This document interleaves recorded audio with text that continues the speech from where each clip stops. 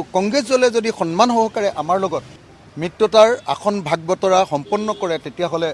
এলায়েন্সত থাকিবলৈ আৰু যদিহে সন্মানজনকভাৱে আমাক মিত্ৰতাৰ আসন ভাগ বিতৰণ নকৰে প্ৰয়োজন হ'লে মিত্ৰতাৰ বিষয়টোক লৈ সিদ্ধান্ত গ্ৰহণ কৰিবৰ কাৰণেও ৰাইজৰ দলৰ সভাপতিক দায়িত্ব অৰ্পণ কৰা হৈছে। আমি মিত্ৰতাৰ পক্ষত আছোঁ আৰু থাকিম,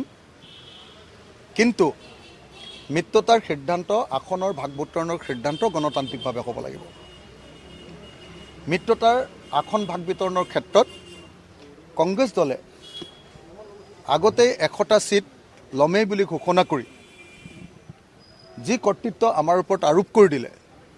তাৰ পাছতো আকৌ 15খন আসনৰ নিৰ্বাচনৰ ক্ষেত্ৰতো তেওঁলোকৰ কৰ্তৃত্ব থকা উচিত নহয় বুলি আজিৰ সভাই মোক মত প্ৰকাশ কৰি সেই সম্পৰ্কে সিদ্ধান্ত ল'বলৈ দায়িত্ব অৰ্পণ কৰিছে।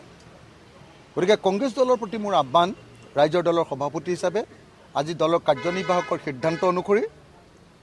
যে আমি যি 15খন আসন বিচাৰিছোঁ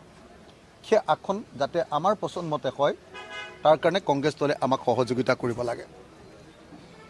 যদি কংগ্ৰেছ দলে আমাক সন্মান সহকাৰে সহযোগিতা কৰি আমাৰ লগত আসন বিতৰণৰ কথাখিনি পাতে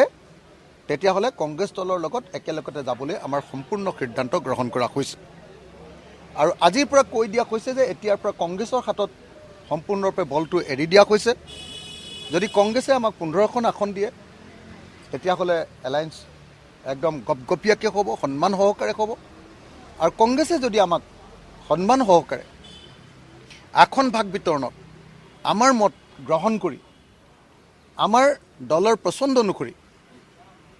আসন বিতৰণ কৰে তেতিয়াহ'লে কংগ্ৰেছ দলৰ হৈ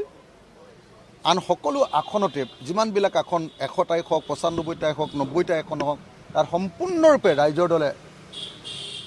সম্পূৰ্ণৰূপে নিজৰ দলৰ নিচিনাকৈ খাটি দিবৰ কাৰণে সিদ্ধান্ত গ্ৰহণ কৰা হৈছে। কিন্তু আজিৰ সভাত সিদ্ধান্ত গ্ৰহণ কৰা হৈছে যে এটা আঞ্চলিক শক্তি হিচাপে, এটা জাতীয়তাবাদী শক্তি হিচাপে, এটা ৰাষ্ট্ৰীয় দলে আমাক যাতে হেঁচা প্ৰয়োগ কৰি একদম মূৰামূৰি সময়ত আমাক বাধ্যত পেলাই যাতে আমাৰ হাতত দুৰ্বল আসন দি, জিকিব নোৱাৰা আসন দি যাতে আমাক প্ৰতাৰণা নকৰে তাৰ কাৰণেও দলৰ সভাপতি হিচাপে তেখেতসকলক কথাখিনি জনাবৰ কাৰণে মোক কৰ্তৃত্ব প্ৰদান কৰা হৈছে। আজি কংগ্ৰেছ দলৰ প্ৰদেশ সভাপতিয়ে এটা ফেচবুক পোষ্টৰ জৰিয়তে জনাইছিলে যে তেওঁলোকে 26খন আসন এৰি দিছে